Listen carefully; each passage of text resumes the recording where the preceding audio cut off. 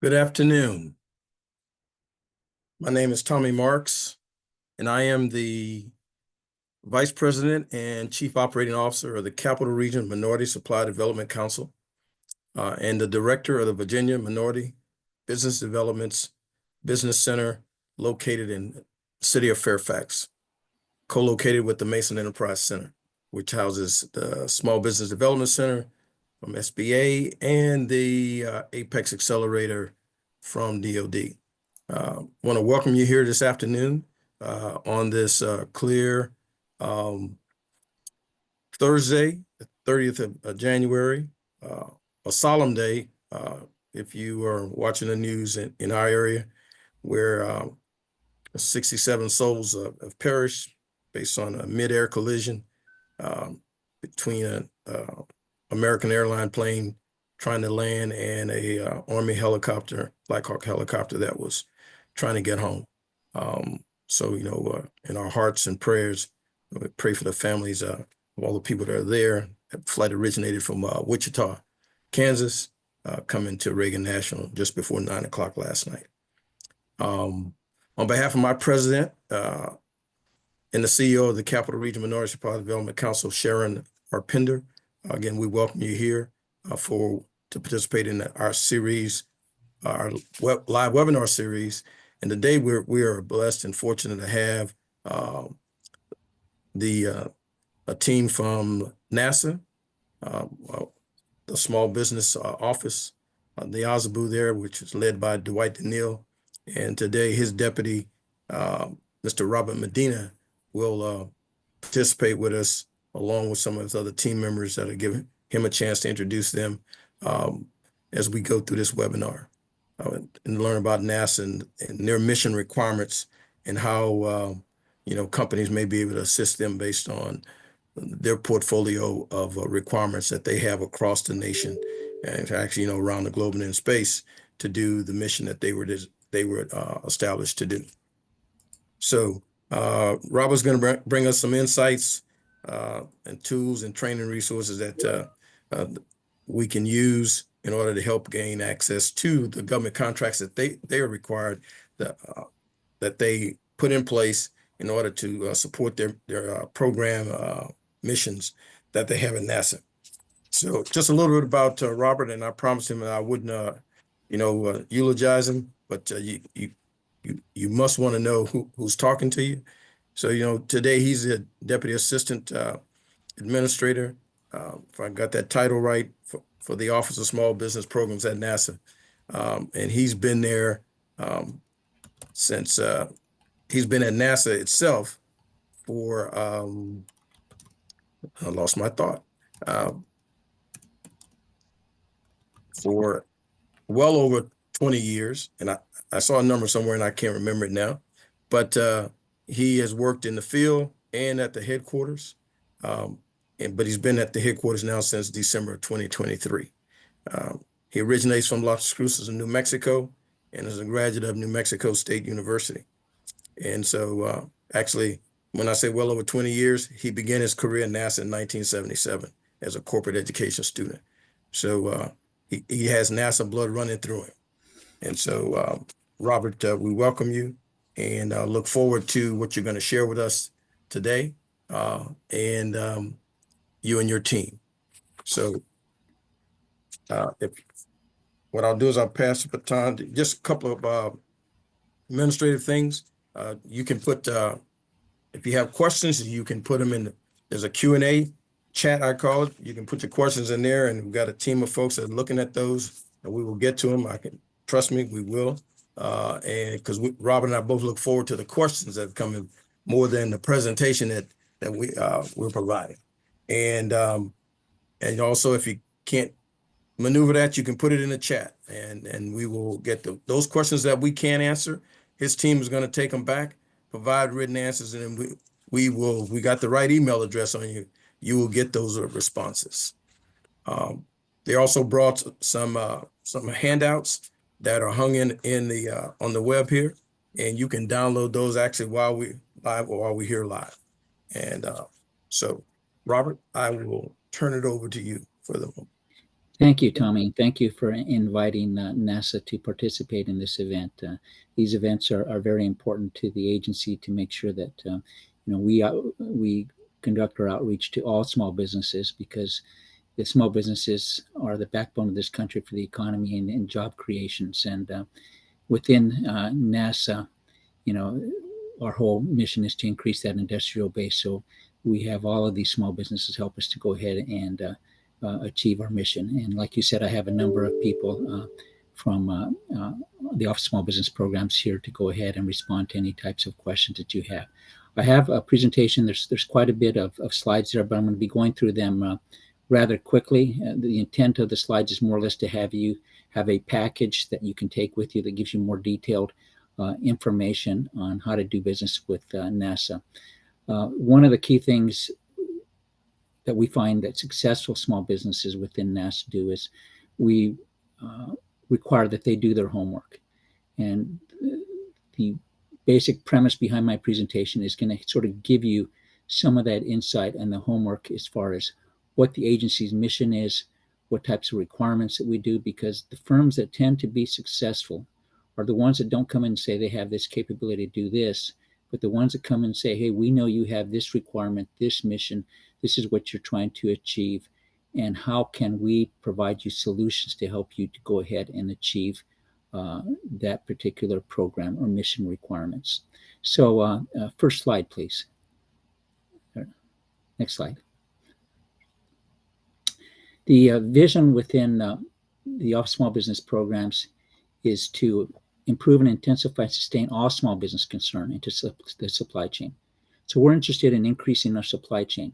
We're interested in increasing the industrial base of contractors, both prime and subcontractors, that can support NASA's mission of space exploration, scientific discovery, and aeronautical research. How do we do this? Well, we do this through a focus of our people that we have, our processes, our policies, and our programs. And the last thing is our procurements. The procurements are the actual requirements that the agency generates, and these are the ones that would either go ahead and support as a prime contractor to NASA or as a subcontractor to NASA. Next chart, please. A little bit about NASA. NASA basically has 10 centers throughout the country. As you can see, there's a primary emphasis in the Northeast, and then the South, and then in the West. The way that NASA is broken out is that we are broken out by research centers, space centers, and science centers. The first one is our research centers, and the first center there is Langley Research Center in Hampton, Virginia. Then we have our Ames Research Center in the Bay Area at Moffett Field, California. Then we have our Glenn Research Center in Cleveland, Ohio. And then we have our Armstrong Flight Research Center in Edwards Air Force Base in California. This is where we usually conduct the basic research within the agency. Then most of you are familiar with our space centers, and the ones that most people are familiar with are Kennedy Space Center in Cape Canaveral, Florida, which we do our rocket launch. Then we have our Johnson Space Center in Houston, Texas, where we run the International Space Station mission control and we train our astronauts. Then we have our Marshall Space Flight Center in Huntsville, Alabama. We do a lot of rocket propulsion testing or development. And then we have our Stennis Space Center in Stennis, Mississippi. We actually test those rockets out. And then we have our science centers, which we have our Goddard Space Flight Center in Greenbelt, Maryland, outside of the Beltway in Washington, D.C. And they primarily are responsible for a lot of our Earth observing platforms and our major telescopes, such as the Hubble telescope, the James Webb telescope, and soon to be our Roman telescope that will be going out within the next year. And then we have our Jet Propulsion Laboratory in Pasadena, California. And this is actually a federally funded and research and development center. It's run by Caltech for NASA.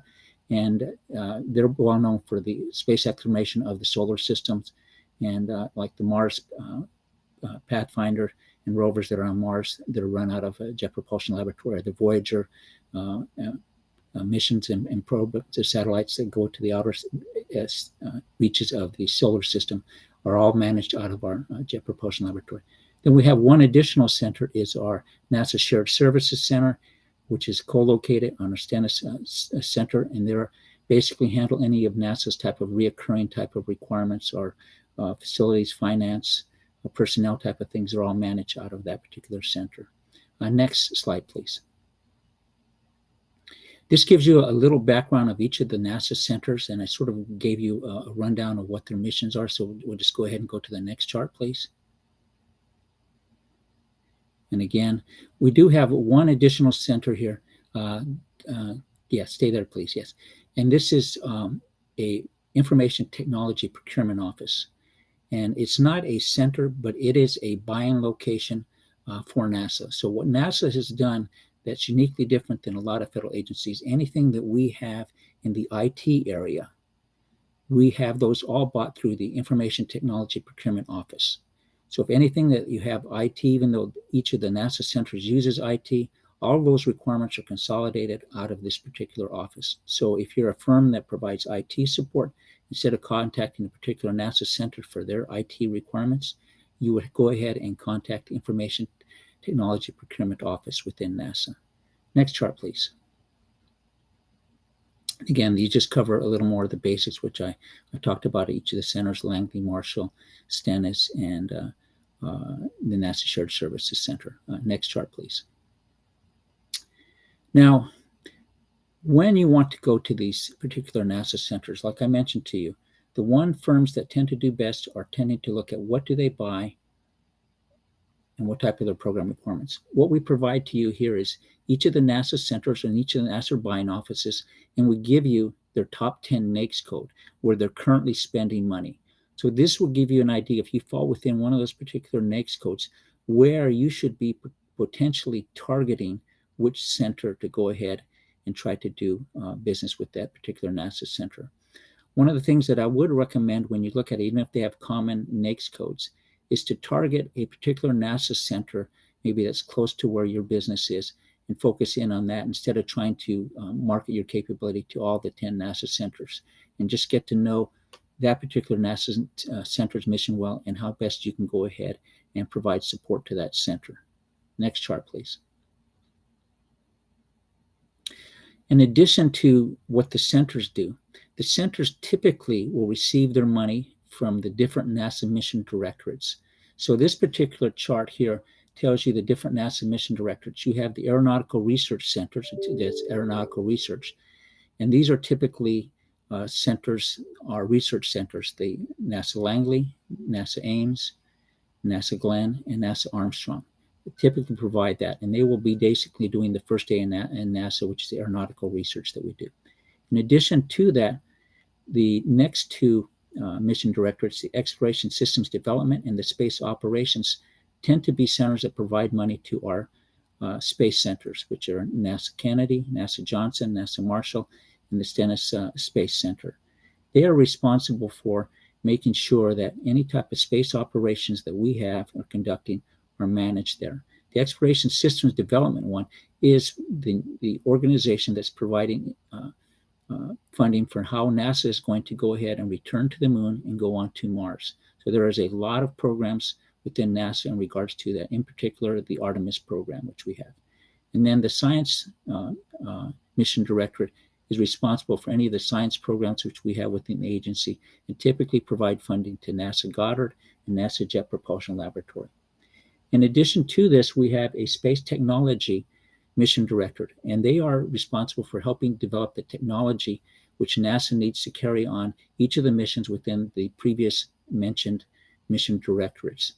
In the Space Technology Mission Directorate resides NASA's SBIR and STTR program.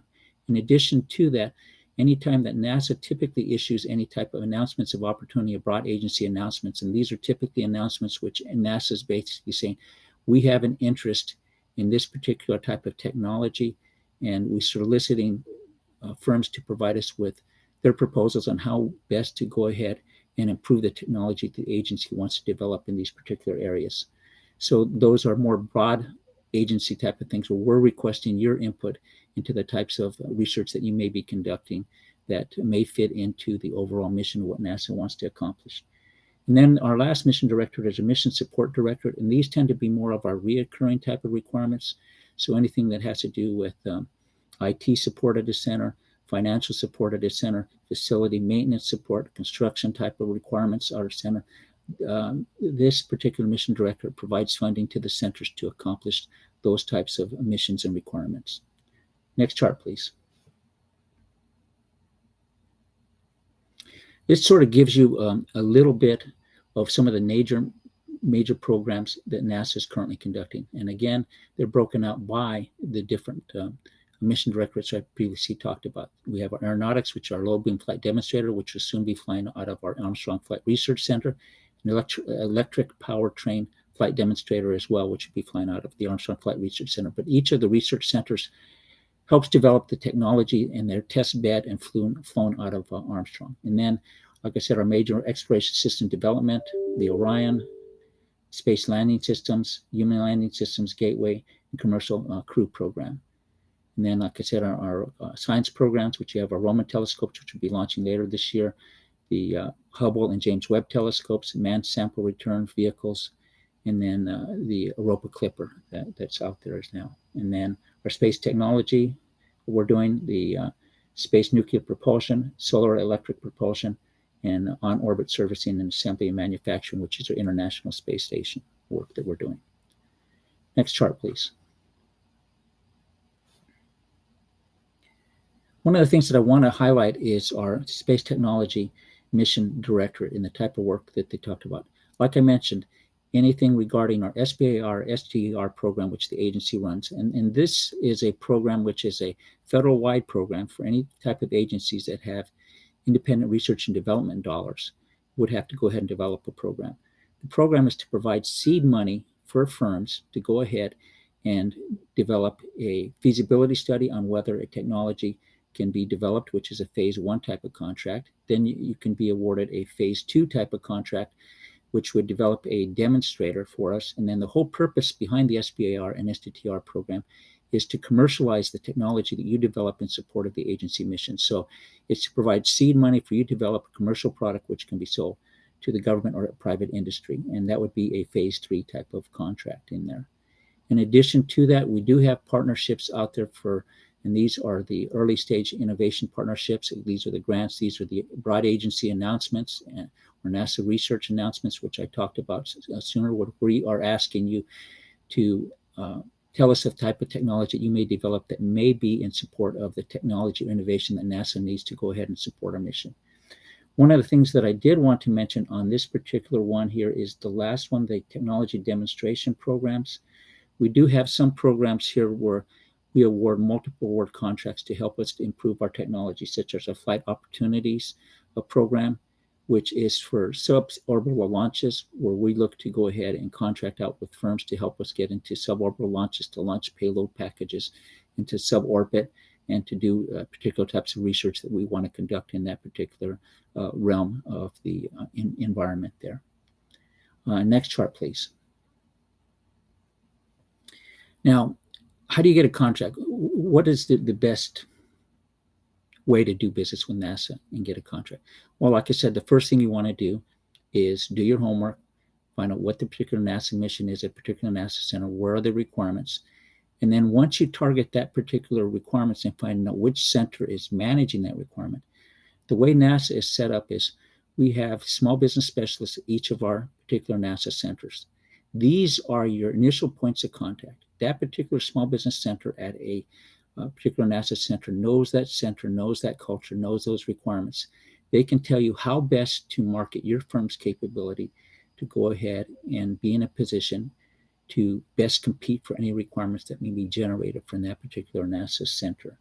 So it's very important that you deal with that small business specialist. Now, you're saying, well, how do I find out about these different NASA requirements and what they're tending to buy? Well, at times we will hold different outreach events at particular NASA centers, which we go into detail as far as what we intend to buy, what type of program mission and requirements that we may have be generating at that particular NASA center. So look for the different types of outreach events which the agency conducts. These outreach events can be found on our OSBP website, or we also have an OSBP mobile app, which I will get into a little later, a little more detail in regards to what's encompassed within that mobile app. The other things in regards to this is that sometimes as a small business, you may not have the capability to do everything that NASA needs. So we encourage you to build coalitions, partnerships, or joint ventures with other firms. Look at firms that have capabilities that could augment your capabilities to be able to support a larger type of mission or requirement that this may have. This may be something that you could do even with a large major prime contractor. If you do that with a large major prime contractor, we do have a mentor protege program available within NASA, where we encourage our major prime contractors to have contracts with NASA to subcontract out with proteges and to help them become viable either prime contractors for NASA or viable subcontractors for NASA. I'll get into a little later how we've relaunched our mentor protege program to make it more of a viable program that talks to the specific needs and supply chain gaps within the agency. And remember, when you're doing business with NASA, this is a long-term process. It's not, you have to be patient, but yet persistent with NASA. Typically, it may take about a 2-year process when you start this process before you get to see where you can actually start competing for any type of requirements, depending on the capabilities which your firm possesses. Next chart, please. Again, emphasizing get to know the center mission, get to know the center requirements. Now, how do you find out what type of requirements we do have? Well, we do publish an acquisition forecast twice a year in October, and then we do a mid-year update in April, where we identify any type of requirements that are above $250,000 in value for this coming fiscal year that we're going to intend to buy, or the following fiscal year. We will tell you the NAICS code for that particular requirement, the product service code of that requirement, the range of that particular value of that requirement, whether we intend to set aside that requirement.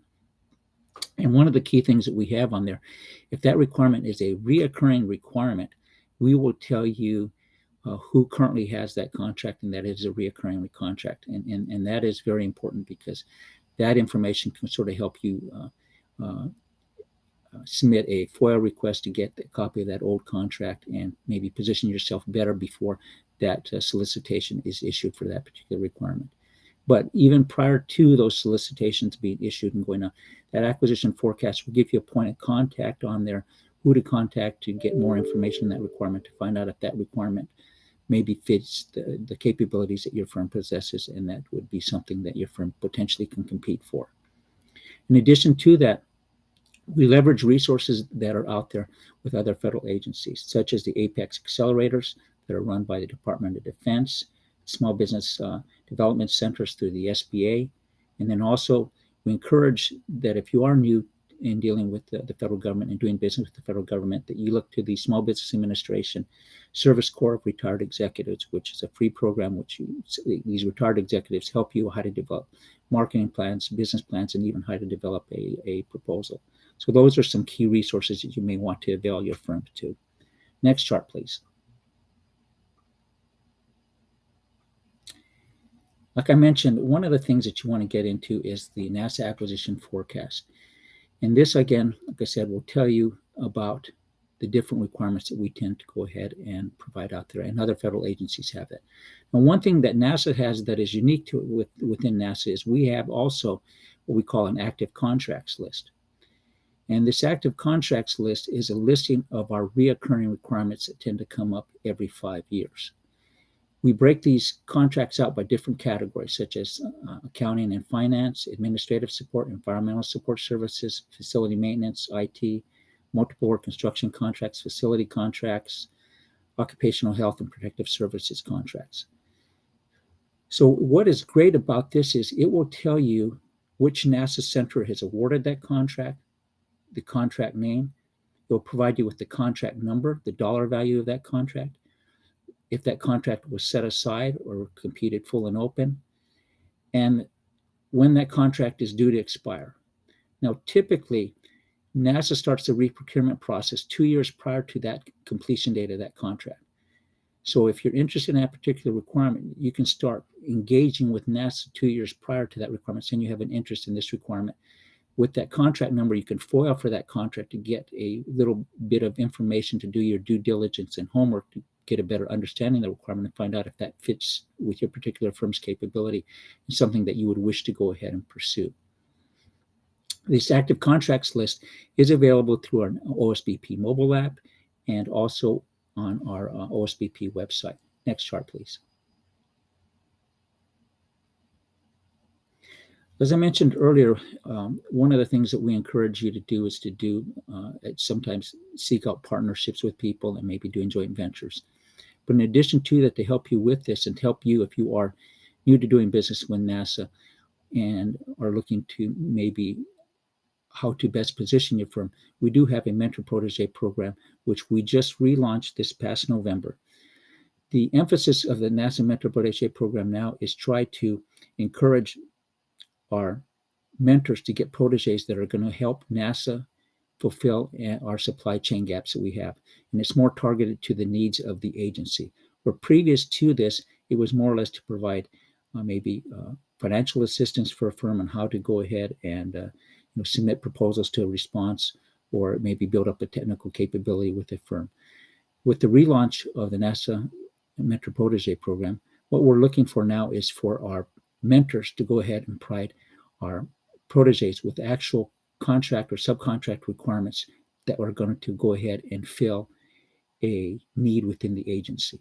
How they do this is we have from our Science Technology Mission Directorate, our Space Technology Mission Directorate, we have a technology taxonomy, and these are areas that NASA needs technology innovated to. We've converted these to NAICS codes, so we're looking for our mentors to go ahead and write mentor protege agreements or subcontracts with our proteges in these particular areas of needs within the agency.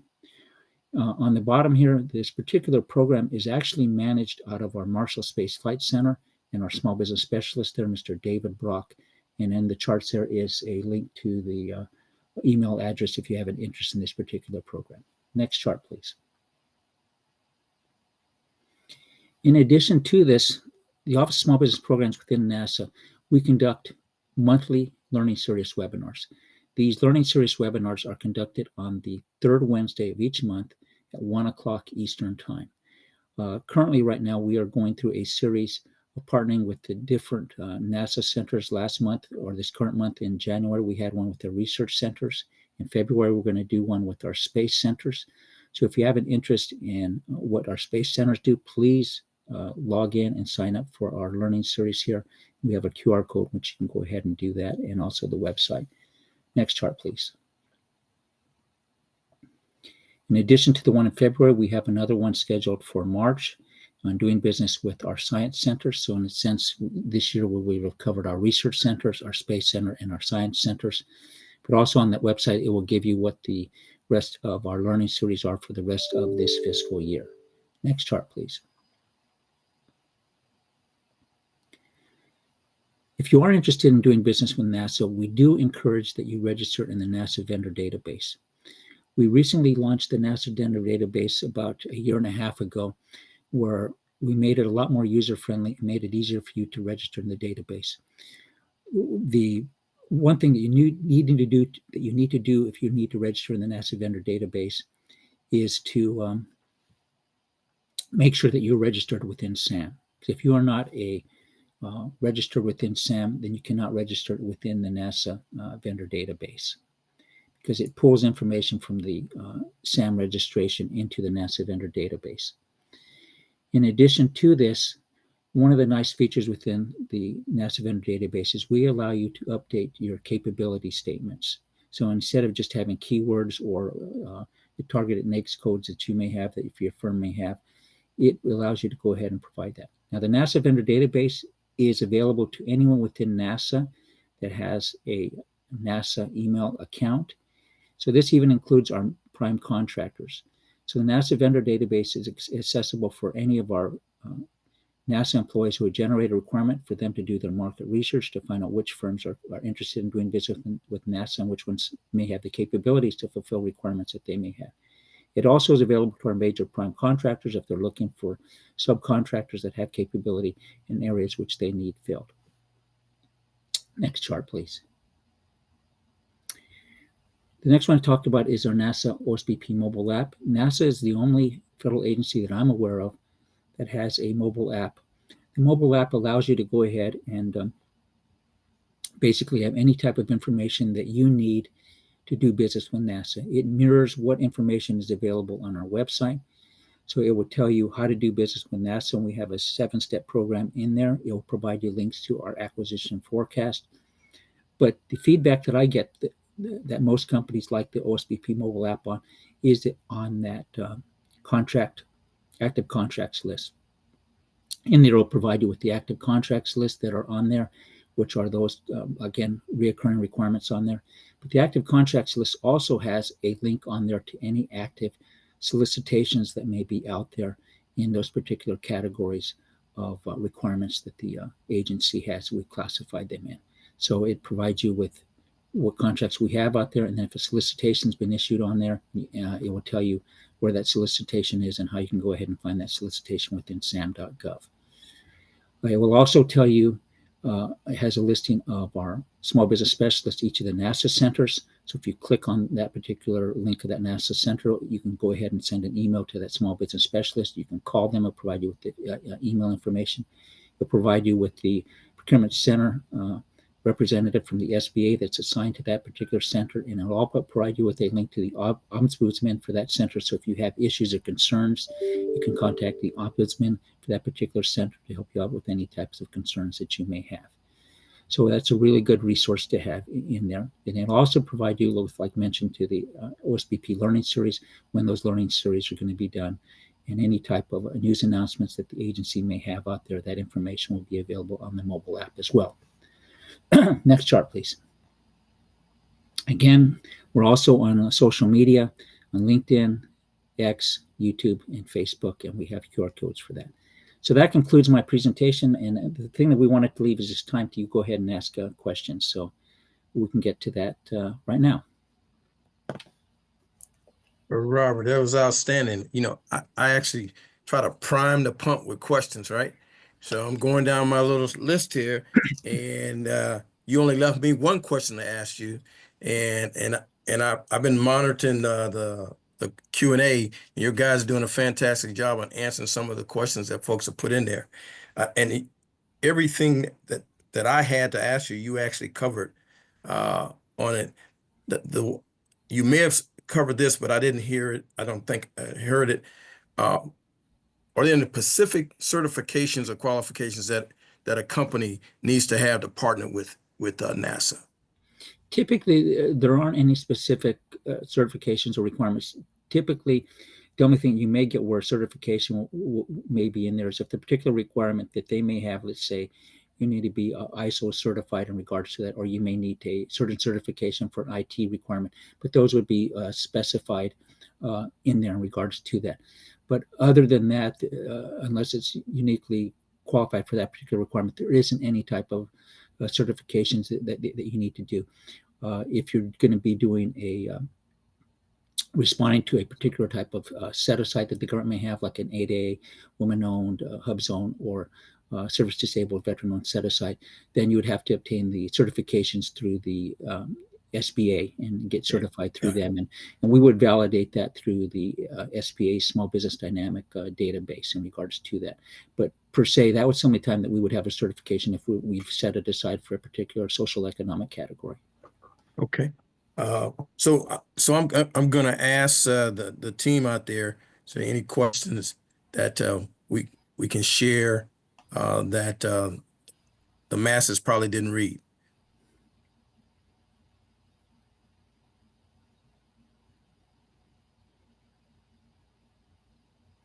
Please take the time to put in your questions in the chat. This is your time here to ask us how best we can help you do business with NASA. So we're indeed wanting to get into a dialogue here with you. Yes, good afternoon, Mr. Marks. Definitely good afternoon, Mr. Medina. This is Alice Williams. There is a few questions here. One of the questions we have is, what are some of the procurement gaps in the supply chain that are high priority and may be eligible for small businesses? Well, one of the areas that we see some supply chain gaps right now is NASA's biggest mission and program is to return to the moon and Mars right now. And with that, and there are certain technology that we need to do, because what NASA wants to do, and the perspective of NASA is kind of changing how we do our missions. We want to encourage the commercial sector to develop certain technology that is going to help us get to the moon. So, our launch systems, our landing systems that we're looking at, we now, even our spacesuits, we've gone to the commercial sector saying, develop a commercial product here, and we will go ahead and lease this or buy like a seat to go ahead and land on the moon. So we're not actually wanting to develop, let's say, the spacesuit, but we ask a company, okay, we have a need for a spacesuit here, develop a spacesuit within these general parameters, and we'll go ahead and lease this out.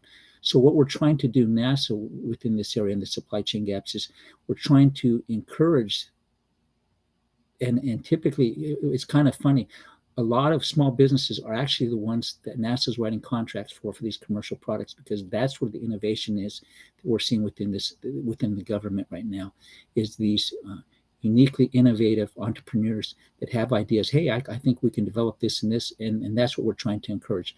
So any type of technology with supply chain gaps, with propulsion systems, with long duration flights, how you go ahead and feed things, astronauts in regards to that. Those are the types of technologies that we're looking for. How you develop a rover to rove on the moon or the planet of Mars. Those are the types of things. If you have IT systems, they're going to be more autonomous in nature because the length of these programs are more.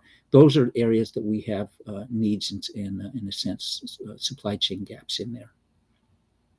Okay. So as we going through, the NASA team is also putting in the chat itself some links to some of the questions you've asked, and Mr. Medina actually covered about training programs, which is one question I had, and he answered that thoroughly about the mentor protege program and what they've done to improve that, and the changes where it's more mission based. And I can attest Correct. with him when I served in the Army. It was more, as I was the Army Small Business Director, we weren't mission based at the time. We were just trying to get some people trained and up, but now it's all tied to mission. So if you can help solve a mission requirement, you can also, not just get contracts, but the whole mentor protege program. Now, Robert, the biggest question in everybody's mind with what's going on based on the new administrations now in place, and some of the executive orders that are coming out, how do and we know that there's only so much you possibly can say, but from what you all said operationally, how is that impacting NASA and NASA's mission? It isn't impacting us because NASA is there to support all small businesses out there. We support any small businesses out there. We do have social economic goals for women-owned businesses, SDB, Hub Zone, and service disabled. But those are already put into statute as far as what NASA does in regards to that. But one of the things, and like I mentioned, is in our vision, in our mission statement, what we were looking for here is to increase that industrial base. We understand most of the businesses in this country are small. So if we don't focus in on small businesses, or most of the businesses are, then we aren't going to get the best ideas, the best innovation to help us achieve our mission goals and requirements. I mean, we do have requirements that are out there that are open to other than small businesses out there. But our primary focus is to increase where the majority of the businesses are within this country, to increase the industrial base of contractors that are looking to do business within NASA. So whenever we have a requirement out there, we are getting the best ideas and the best support that can help us achieve our mission. So our emphasis hasn't changed any bit in regards to this. Understand. Okay. Let's see. Alice, any other question you see? Yes, sir. Thank there? you so much. There is another question. Which department should be contacted for normal advertising, outreach, conference meetings, and giveaway items? Typically for anything in regards to giveaway items, promotional type of items, typically we don't use appropriated funding for that because there's a prohibition in regards to that. Now, it doesn't mean that there aren't requirements for NASA within that. Typically, if we do have requirements there, what we encourage businesses is to go ahead and talk to our visitor center, which is typically run through our employee exchange councils. Each of the NASA centers typically have a visitor center there and a gift shop there. And, our small business specialists, they can go ahead and provide you, hey, who within our visitor center or gift shop is, who's the point of contact there. And that would be the individuals that I would go ahead and contact. Now, in addition to that, like I showed you there, one of the slides with the different types of missions and programs. At times, these missions and programs will go ahead and procure a mission patch that they may want for their individuals in regards to that. So at times there may be requirements there in regards to that, but those are not as frequent as I would look into the gift shops, because they would, they're buying stuff that the general public is buying, and there's more of a need in that area. Okay. Thank you. There is another question. A general contractor would like to know, where do you find prime contractors that will be able to partner with us? Who is the point of contact for construction? And we also perform facility and building services. So if you can help direct them in the right way, thank you. Well, for construction, NASA does construction kind of unique. We have 3 sets of regional contracts, and we have what we call multiple work construction contracts, where NASA will go ahead and write a solicitation and will award multiple work construction contracts for a 5-year period that will support certain NASA centers. So we have one regional area, multiple work construction contracts, that is managed out of our Stennis Space Center in Stennis, Mississippi, and that typically covers our Kennedy Space Center, Marshall Space Center, Stennis, and Johnson Space Center, where any types of construction requirements that are generated are typically, if they can fall and be supported through those multiple construction contracts, are handled out of there. Then we have a multiple construction contract that's handled out of our Glenn Research Center, that handles Glenn Research Center, our Goddard Space Flight Center, and their satellite Wallops Space facility in Wallops, Virginia.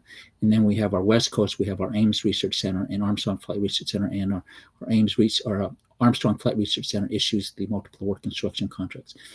But if you get a listing of those particular contractors that are listed within those multiple construction contracts, I would contact them in regards to, is there potential subcontracting opportunities with those particular firms? Because I know construction, there is a great deal of subcontracting that occurs within that. So that's what I would recommend you do, because those are contracts that NASA has awarded to those particular contractors. In addition to that, I would probably track on SAM.gov if we award a particular construction contract out of those multiple work construction contracts to who that prime contractor is in regards to that. But here again, I would go back to that active contracts list that I mentioned to you earlier. Those will list the different contractors that we've awarded some of these multiple work construction contractors to, and that contract number that they have. And again, talking to them for potential subcontracting opportunities that they may have. Yeah, so what I heard is there's really 3, if you're talking to NASA, there's 3 regions. There's Stennis, right? There's Armstrong out west, and then in the north, and takes care of north and northeast, is the Glenn Center. Correct. So if you're doing your research, if I'm doing my research, and I'm looking at where I want to do that work at, and I'd be looking for those. And I can tell you personally that the active contract list he's talking about and their forecast is so detailed and current that you find the requirement, who the incumbent is, and you can search by NAICS, you can search by, you can throw the keyword in there, construction, and all those construction contracts will and requirements will come up. That is correct, Tommy. Yeah, that is correct, Tommy. You got it down. Correct. Right. And it is more user friendly, and this is a commercial plug that he didn't pay for, than SAM's, and trying to search SAM's. their system is much more user-friendly than anybody's in the federal government, for that matter, that I've tackled. So download that app. Yep, that app gets so much, and that app, and I forgot to mention, my apologies, that app's available through the Android or Apple platforms. On either That's one, right. you just go in the store and you put OSBP mobile, that will come up with the NASA app. In fact, it's Okay. kind of funny, whenever I do outreach events, if a firm isn't on there, I will tell them, go to the app, let's get you registered, and we'll show you how to do that, because it is just so easy to get the information, and it's right at your fingertips. Okay. Yeah. Alice, Yes, go there ahead. is a follow-on question to a previous question, and it said, instead of tangible goods found in gift shops, what about services related to marketing and communicating? If we have any types of services in regards to that, typically NASA has, and you know, NASA, like a lot of federal agencies, you've gone to contract management, where they've gone to bundling, consolidating contract requirements to make it more efficient, that you have less contracts. Now, that isn't that user friendly to small businesses, because there's less requirements that are available out there. But NASA does have a contract that's managed out of our NASA Shared Services Center, which basically provides what we call OCOM support. And OCOM support is anything that NASA does in the public sector, in our communications, where they're dealing with that. So I think it sounds like that's a type of service that you would have. I would go ahead and contact the NASA Shared Services Center and find out who has that particular NASA contract, because they do have subcontracting opportunities in regards to that. Now, since that contract's in place, they may have who their partners are right now, but you would be looking to that potentially in the future, and seeing who you could partner with in regards to that, or letting them know that you can market to that. But that too may be something, if there is a gap that they have, there's something that unique that you have, and that's, again, just looking at that particular requirement, saying, hey, how best maybe can I help you provide solutions to what you want to do, and maybe there's a unique niche that you can provide to them in regards to that. But that goes back to my earlier comment that do that homework up front and try to find that niche or find that solution, because that is going to help you find contracts within the agency. Great. So currently in the chat, the team has put in there, in line with the questions you've asked, the top 20 primes link is in the chat. The forecast link is in this chat. The active contracts, live links are in the chat. So, while we're on, you can grab those and help start with your research. Okay. Yes, there's one more question, and I think Mr. Marks have already asked a question, but I want to ask the question in the form that is written. And I know there are some limitations on what you can say regarding some of this new executive orders that's coming out, but I at least want to give the opportunity to address the question. It says, how do you envision the new Dodge and Trump initiatives affecting or even ending these minority business initiatives moving forward? I have no comment on that right now, because I don't know what they're coming up with right now. So I can't comment on that. Thank you so much. Appreciate it. Last question we have is, any thoughts about the new administration well, you just answered it. I think that's it. The rest of the questions, I think you have already addressed. And I'll turn it back. Can I share a story with the group here on, how you do, Yeah. How you do homework, and this is an example that actually I experienced in the mid 90s. And just to give you, when I say you do your homework, what does that really entail? Well, in the mid 90s, NASA had a program called the X-36 program, which was a flight demonstrator NASA was developing to replace the space shuttle at the time.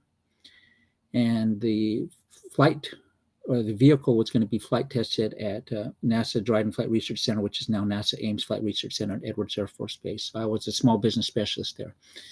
There was a firm in Ojai, California that does geological mapping. And they came to us, and they would have come to us and said, hey, we do geological mapping. I said, well, we don't really have any requirements within NASA that falls within that. You may want to go like to the Defense Mapping Agency to them, because they may have a need for what you have. And they said, no, you don't understand.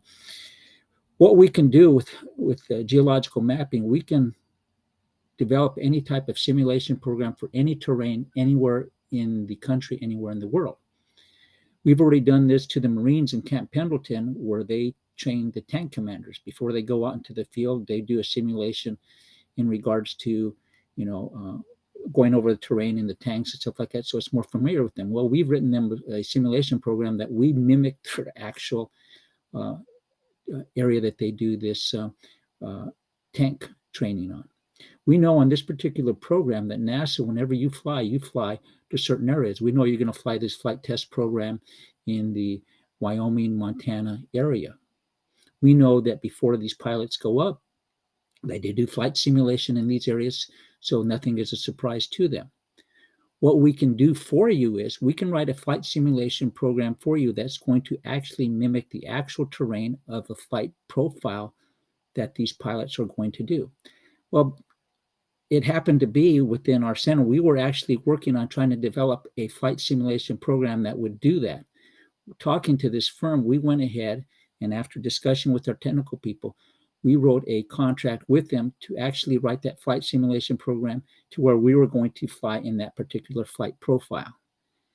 So that's the best example I can give. They went ahead, they studied what type of requirements that we had, the mission that we did, how we do flight research, that we do flight simulation, and they came through us with the solution that we were actually trying to go ahead and achieve in regards to that. Now, if they would have come to us and said, hey, we do geological mapping, and so now we don't really do that type of work. That's someone else that does that. But they took their capability and they developed a solution for what we needed. So just an example of how a firm can do that.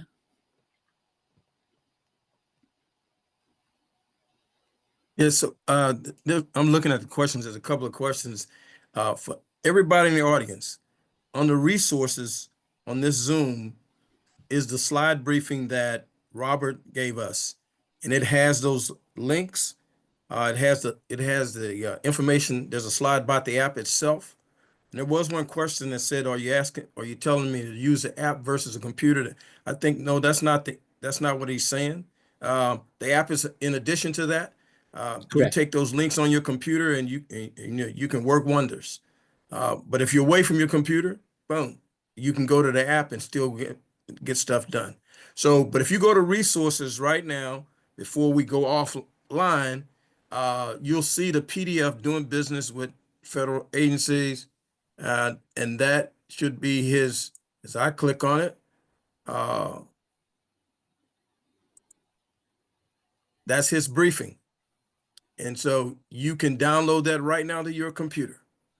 And everything he talked about and the links his folks are putting in the chat, you'll have that on his slides. Okay. So, Robert, I want to thank you and your team. I've done a lot of webinars. This has been the best. And I've been doing this since 2019. Right? I mean, the detail and the interest we had at the height I looked at it, we had 122 people that had signed on. And so, and that's a big number considering we know how normally you get to 50% or less. So I want to thank you and your team and give my best to Dwight for allowing you all to participate. And we look forward to, continuing working with you. What I'll tell people as we get ready to go, there are a lot of changes taking place. We knew they were coming. I'm not the government guy, so I can say some of the things I'm going to say. The bottom line is every administration that comes in makes changes. And I'm a former government guy myself during the first term of the current president. And we had changes then. These changes just come even more quicker and faster.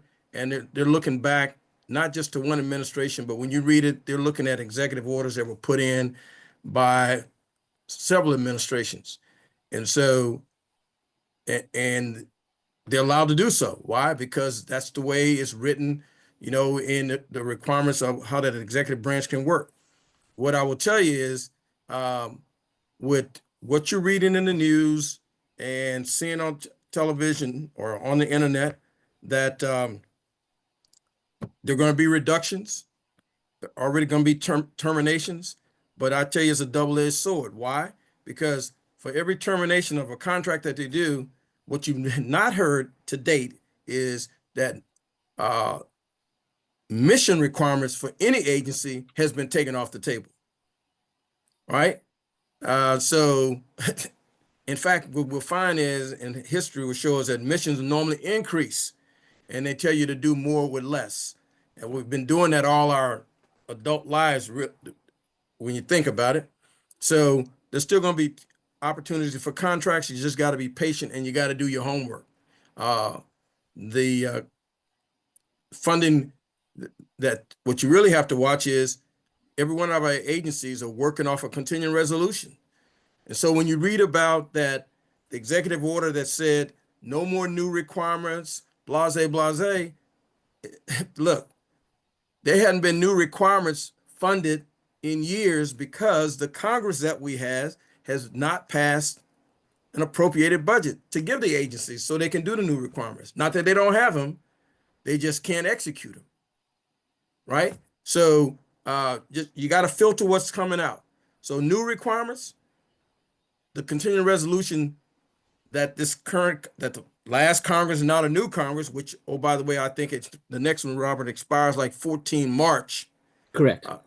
And so we're going to be down to the wire, just like it was just before Christmas, when the government almost shut down because of continuing resolution, because the folks on Capitol Hill can't get their act together, right? So write your congressmen, senators, tell them, look, at least pass the rest of the budget for the year, and then we can have some stability in our agencies, can even do new requirements, not just O&M, which is operation and sustainment, because that's what they're doing right now on a daily basis. And so, that's my editorial. There's more things going to come, but the one thing that you can take to the bank, Tommy Marks, is that if you think about COVID, did the government ever shut down? I heard people complain, well, I can't get nobody. The government didn't shut down. Contracts were still being done during that whole period. Okay. So, Robert, I'll yield to you for the last word. Yeah, I just want to say, thank you for this opportunity to speak to the small business community, and please avail yourself to resources such as Tommy Marks has there with Virginia Business Development Center there that they have. Those are invaluable resources that you can utilize there. So utilize those resources. We're always wanting to do these types of events and partnerships with them because we leverage their capability to help us reach the larger small business community. So thank you for inviting us to participate in this. We find this very valuable in helping find small businesses that can increase that industrial base for NASA and help us achieve our mission. And like our big mission here is to go to the moon and Mars, and the administration is behind that. So I don't see that going away. Okay, and it's not hung here in the chat, but I sat through a Dell Tech webinar last week that talked about the impacts of executive orders in the first 100 days. And I will get everybody, we got an email address on that signed up for this. My team, Claudia, we will send you a copy of those slides and key takeaways from that, which talks about, for example, if you're in the technology business, there's still money coming, and this administration is still behind technology. They're going to reduce innovation because historically 80% of the dollars in the technology budget go to O&M, not to innovation. And so they're going to do some other things, but that's the implications are they're still contracting. Opportunities, requirements for agencies are there. That's my point. Okay, and Claudia and I will send that out in the emails that she has. Okay, again, NASA team, the Phoenix team, the CRMSDC team, I thank you for this wonderful day with this webinar. Great way to kick off the year. Thanks, NASA. Thank you all. Have a good day.